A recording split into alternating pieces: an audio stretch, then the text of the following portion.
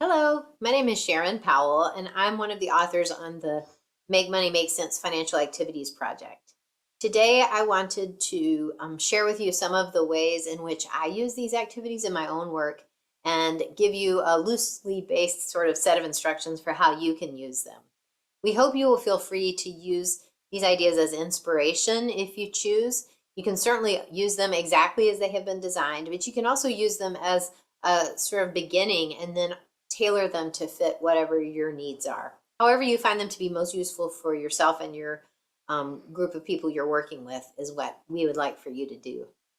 Okay, so this activity is called Minding Your Money, and it's really an introduction to budgeting, basically.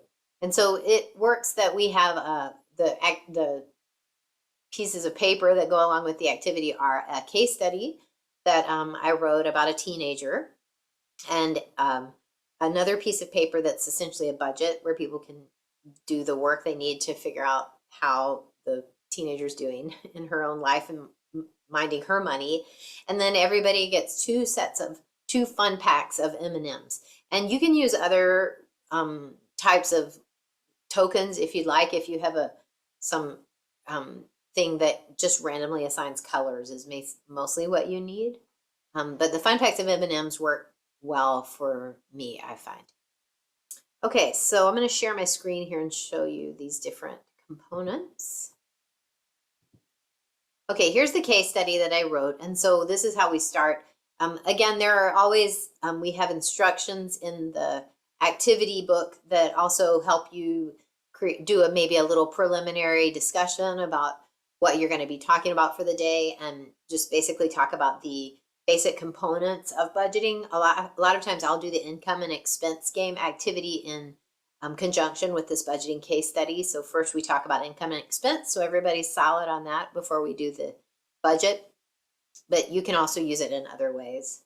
So this is instructions, which I print off for every person along with the case study. So the way it works is that you imagine this young person, Ashley, in their life, and then you give everybody their two fun packs of M&Ms, which they open, and then they sort the M&Ms by color.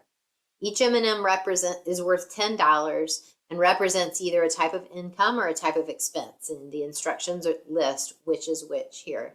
So you have them sort them, and then they count up the number of M&Ms they have in each category, and they list that on their budget worksheet here.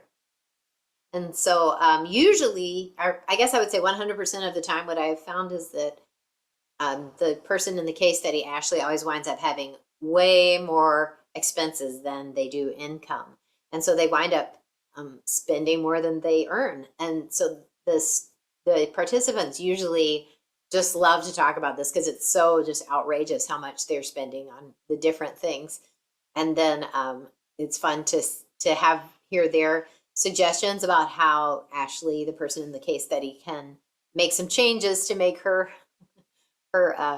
budget more balanced. And so it's a great way for young people to begin to dive into the idea of budgeting without feeling totally overwhelmed, or also without feeling like they're in the spotlight and people are sort of making an assessment of how well they do their own budgeting. This allows people to examine Ashley and her behaviors in terms of what's healthy or unhealthy in terms of money decision making. And that seems to be a lot lower stakes for everybody. It feels like more comfortable for them to do that.